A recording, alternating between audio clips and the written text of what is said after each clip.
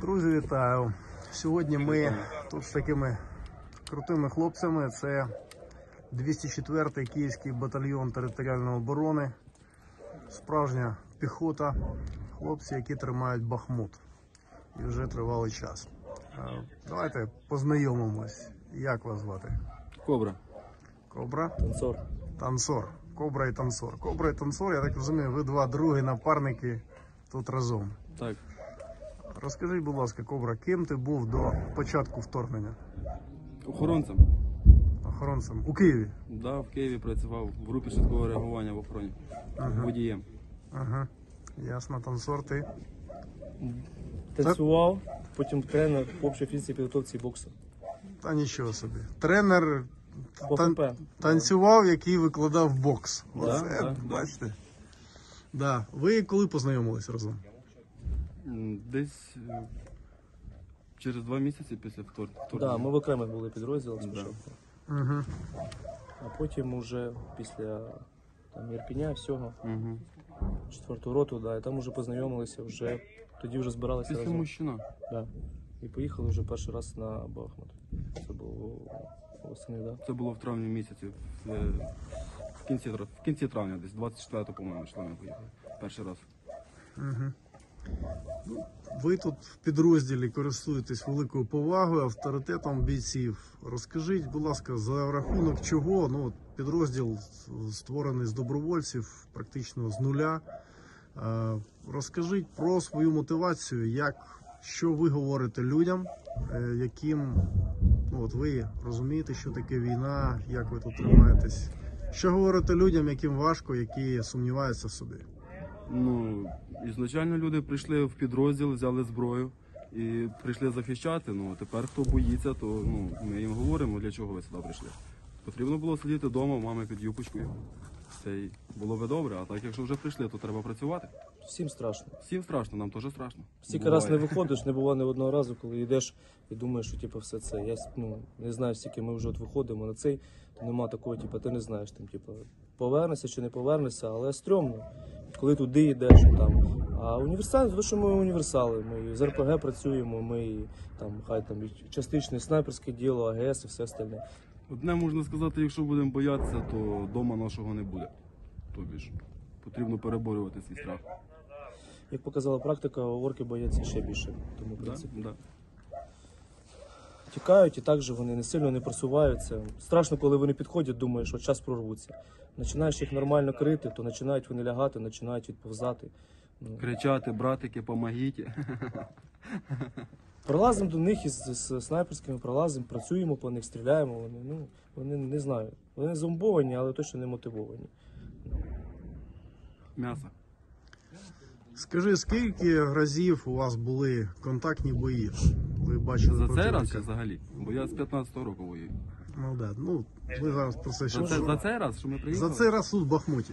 Ну, Кожен. кожна зміна. Тобто противник на якій відстані від вас, що ви їх бачите постійно? Підходили на 15 метрів. Це найближче була дистанція. Тобто у вас постійно стрілецькі бої, да? Да. Але Вони ви... групами. Да. Тобто ви з якої зброї працюєте? З різної. Що у вас є для роботи? Все, що в нас є, нам вистачає для роботи. Угу. Працюємо з різними. Автомати, арки наших друзів, загинутих наших друзів. У мене арка мого побратима, який загинув тут в першій неділі бою, загинув. То я з його арки працюю, там тепловізори, там, і з цим всім, що вмонтовано. І так працюємо по них. І кожен раз, не кожен, не знаю, знімаємо їх як мінімум на цей, лупимо. Відходять, і спеці підходять, але відходять потім, заводять їх. Вже не так, як перші там дні. Зараз якось більш вони... Ну, їх же теж, мабуть, трошки менше залишилося, то вони так йшли пачками. Тепер трошки меншими групами йдуть. Вони таки валяються по На позиції. даний момент прикриваємо наших побратимів з АЕС. Як у вас тут організоване взагалі забезпечення? Як ви себе почуваєте тут? Як В плані боги. забезпечення. Як боги почуваємо себе.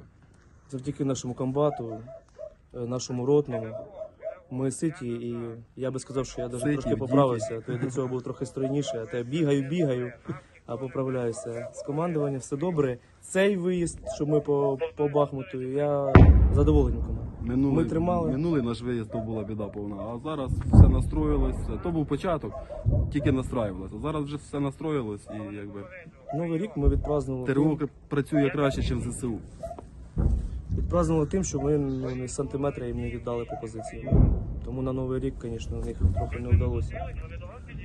Та так всі підрозділи працюють. Тобто ви не відступаєте, тобто постійні атаки, контактні бої, але ви позиції не віддаєте. Ми не можемо сказати, ми не відступаємо. Ми ще не відступали, скажімо так. Ну, поки що в нас хватало сил і терпіння, і боєприпасів, які ми з собою носимо. Хватало, щоб відбити ворога. Скажи, ну за рахунок чого? Ти бачиш тут багато різних підрозділів. За рахунок чого от у вас зберігається така боєздатність, впевненість в собі, і ви, ну і ворог намагається постійно вас перевірити, штурмує. Тим не менше ви зберігаєте боєздатність. За рахунок того, що це наша земля, і на нашу землю прийшли нехороші люди, це так м'яко сказано. І якби ми прийшли до присяги, ми давали присягу, служили срочну службу, і це були для мене це були не пусті слова. Тобі ж, коли я приймав присягу, у мене мурашки по тілу бігали, коли стояв на мене, дивився мій батько. І за рахунок цього, от, ну, ми робимо роботу, яка нам не то, що не скажу нравиться, а хай би краще такого не було, але в нас це виходить. Тобі ж, в нас все виходить і ми хочемо працювати. Взаємозв'язок між підрозділами. Багато, там деякі з підрозділи, де 300-го навіть не можуть витягнути, тому що вони не знають, хто це. І, тобто, поки вони його витягують, є там живі приклади, де хлопець не дотягнув до евакуації, чисто з того, що другі там взводи, де це, а кому йти, а хто буде бігти. Ми один одного знаємо, тобто ми своїх 300-х і чужих, і 200-х витягували. Ти знаєш, що робити, ти должен розбиратися хоч мінімально в домедичному, хоч з тим з турнікетом. А вони його на хомути, буває, цепляють, і ти його з хомута навіть не можеш зірвати. Я знаю, на якому він боці любить спати. Тому, в принципі, що я ще можу сказати? Я знаю, що він любить коньяк, як і я. Коньячок. Тому, в принципі, ми всі один одного знаємо. Ми знаємо, хто з чого хорошо працює. Ми знаємо, що У нас працює. кожна людина на своєму місці, скажімо так, коротко. Це так весь, наш весь батальйон, це раз, всі на своєму місці. Чи ти медик, чи ти там снайпер, чи агесник. Тобто ти швидко розбираєшся, тебе немає часу, у тебе є там, навіть ясні справи. Сьогодні був день, кропива, все остальне. Розібралися, все. Сьогодні теж противник намагався пройти, так? Намагається, так. Намагається, криємо, агесами теж, підкріплення аГСи. Для піхоти це взагалі прекрасно. А так, якщо цього немає прикриття, тяжко. Я б знаю, що перші дні ми стояли, то вони просто залазять і в нас просто там по декілька годин стрілкові бої. І ти їх не виб'єш, бо вони в ложбінки, і вони не можуть. І це так півдня. БК потрібно піднести, коли це на позиції, скільки собою можна принести. Да? Тяжко, один хтось мусить ризикувати, і бігти, приносити це все для всіх, і щоб всі перезарядилися і якби далі почали працювати. Тут помирають, більшість наших поранених помирають. Головне це восприймати з позитивом, да? І все буде нормально. Да. Скажи, де ти служив в 15-му році, коли ти почав розмову? Цікаво дізнатися, де ти отримав таку справжню школу? Я був в 59-й бригаді військовій розвідці.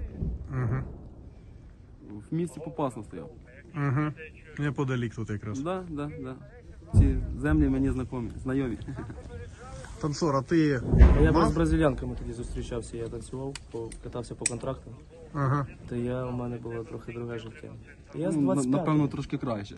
Так розкажи, де ти катався і... Я півроку жив в Сеулі, в Кореї, в Южній Кореї, в Макао, Гонконг,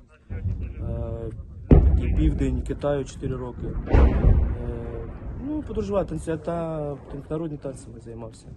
Народні танці? Так, Гадяцьке училище культури імені Івана Петровича Котляревського, батька української мови. Так, Гадяцьке училище. Наша повага, я вам хочу сказати, таких танцорів вирощуєте. То ти повернувся за кордону до України? Так, я повернувся. Я поїхав тоді, коли війни ще не було. а повернувся вже в 17-му. Як таке я жартую, їхав, коли курс був 8, приїхав 28. Але ти військового досвіду ніякого не мав. Ти тут вже навчався. Да.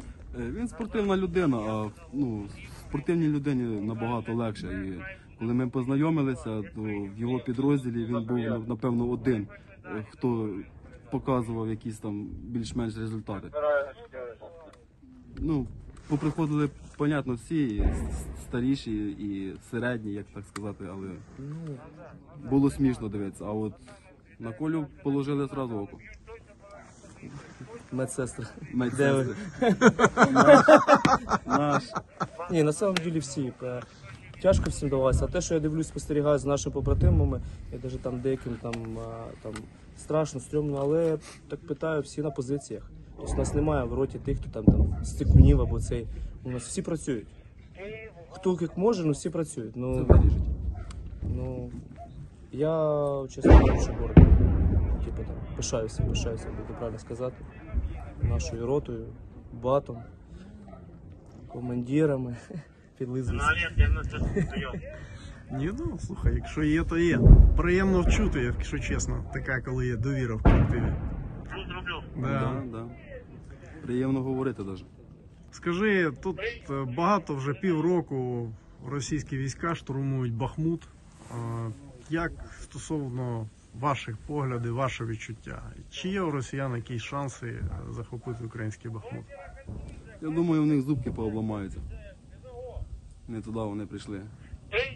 Шанси завжди є, якщо командування буде ігнорувати потреби в озброєнні, постійно підкріпленні особливого складу, то набагато можна зробити все. Я вважаю, що в принципі ми трохи вже більш-менш адаптуємося під європейський стиль, але трохи халатність і прояви відчуваються. Нічого, я думаю, що це якийсь постсовєтський модерн, він трохи відійде вже. З часом, да? Да, з часом. Да. І вже більш-менш всі будуть розуміти, тому що все, що я спостерігаю за другими військами інших країн, то кожна бойова одиниця людини – це вклад фінансовий і дуже великий, і він коштує не менше, ніж один танк. І потихеньку ми відходимо від совєтського стереотипу, що вони кількістю давлять, кількістю і це трохи але, як показує практика, тільки в них озброєння падає по артилерії, все. Вони, в принципі, Їхня кількість – це статистика. Тобто продавити піхота на піхоту, вони 204-й батальйон ТРО, тероборони не можуть, да? 204-й батальйон територіальної оборони ще не зробив метра, крока назад. Скільки ми тут стоїмо? Тому що постійно там ТРО, стикуни відходять. Це не про нас було. Да.